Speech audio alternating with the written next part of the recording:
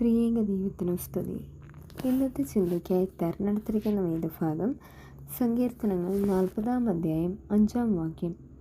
എൻ്റെ ദൈവമായ യഹോവേ, നീ ചെയ്ത അത്ഭുത പ്രവർത്തികളും ഞങ്ങൾക്ക് വേണ്ടിയുള്ള നിൻ്റെ വിചാരങ്ങളും വളരെയാകുന്നു.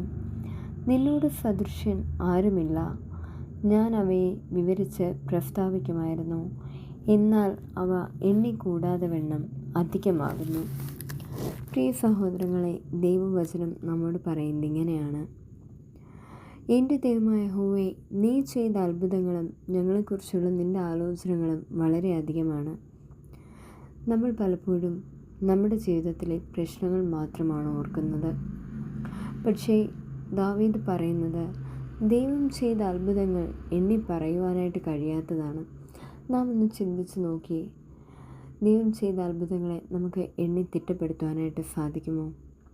അവൻ നമ്മെക്കുറിച്ച് ചിന്തിക്കുന്ന കാര്യങ്ങൾ അനന്തമാണ്.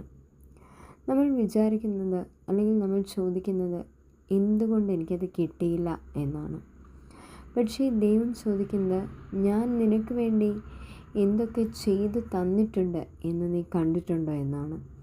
ഒരു നിമിഷം നാം ഒന്ന് ചിന്തിച്ച് നോക്കിയേ. നമ്മൾ ശ്വസിക്കുന്ന വായു, നമ്മൾ കാണുന്ന കണ്ണുകൾ, നമ്മൾ ജീവിക്കുന്ന ഓരോ ദിവസവും, ഇതെല്ലാം ദൈവത്തിൻ്റെ ഓരോ അത്ഭുതങ്ങളല്ലേ? ദൈവം നമുക്ക് വേണ്ടി ഒരുക്കിയ പദ്ധതികൾ നമുക്ക് മനസ്സിലാക്കാത്തതായിരിക്കാം. പക്ഷേ അതെല്ലാം നമ്മുടെ നന്മയ്ക്കായിട്ടാണ് ഒരുക്കുന്നത്. പരാതി പറയാൻ നാം ദൈവത്തിൻ്റെ അടുക്കൽ പോകാറുണ്ട്. പക്ഷേ ദൈവം ചെയ്തു തന്ന അത്ഭുതങ്ങൾക്ക് നാം നന്ദി പറയാറുണ്ടോ? നമ്മൾക്ക് നന്ദി പറയുവാനായിട്ട് സാധിക്കണം. ഓരോ ദിവസവും ദൈവം നമുക്കായി ചെയ്യുന്ന ചെറിയ കാര്യങ്ങൾ അല്ലെങ്കിൽ വലിയ വലിയ അനുഗ്രഹങ്ങൾ നമ്മളൊന്ന് ശ്രദ്ധിച്ചു നോക്കുക. നന്ദിയോടെ ദൈവത്തെ സ്തുതിക്കുക. ദൈവത്തിൻ്റെ പദ്ധതികളിൽ വിശ്വാസം വയ്ക്കുക. ദൈവത്തിൻ്റെ അത്ഭുതങ്ങൾ എന്ന് പറയുന്നത് അനന്തമാണ്. ദൈവത്തിൻ്റെ ആലോചനകളെല്ലാം നമ്മുടെ നന്മയ്ക്കായിട്ടാണ്. ദൈവത്തോട് തുല്യനായിട്ട് മറ്റാരുമില്ല. അവൻ്റെ ശക്തിയും ജ്ഞാനവും ആരാലും സമം ചെയ്യുവാനായിട്ട് സാധിക്കുന്നതുമല്ല. അതുകൊണ്ട് നമുക്കൊരു തീരുമാനം എടുക്കുവാനായിട്ട് സാധിക്കണം.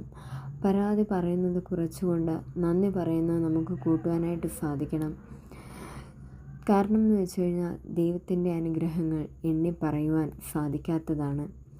ഈ വചനത്താൽ ദൈവം നമ്മെ ഏവരെയും അനുഗ്രഹിക്കട്ടെ എന്ന് പ്രാർത്ഥിച്ചുകൊണ്ട് നിർത്തുന്നു. ആമേൻ.